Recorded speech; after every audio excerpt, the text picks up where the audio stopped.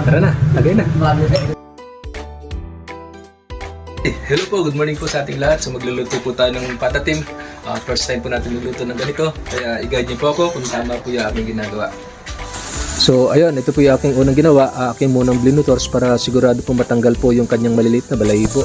Hugasan po natin mabuti and then pakuluin po natin ng mga 10 minutes and then hugasan po ulit natin para sigurado pong matanggal po yung kanyang dumi. Ang ating po mga ricado, meron po tayong paminta, laurel, sibuyas, bawang, kalamansi, pineapple chunks, asukal, mantika at soy sauce.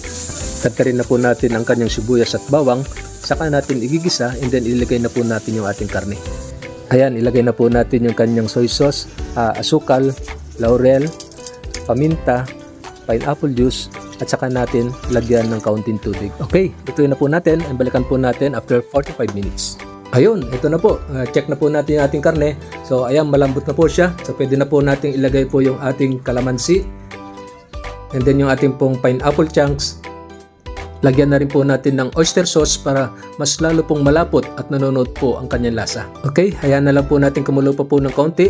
So, ito na po yung ating finished product ng ating patatim. So, napakasarap po, itsura pa lang. Tara na, lagay na.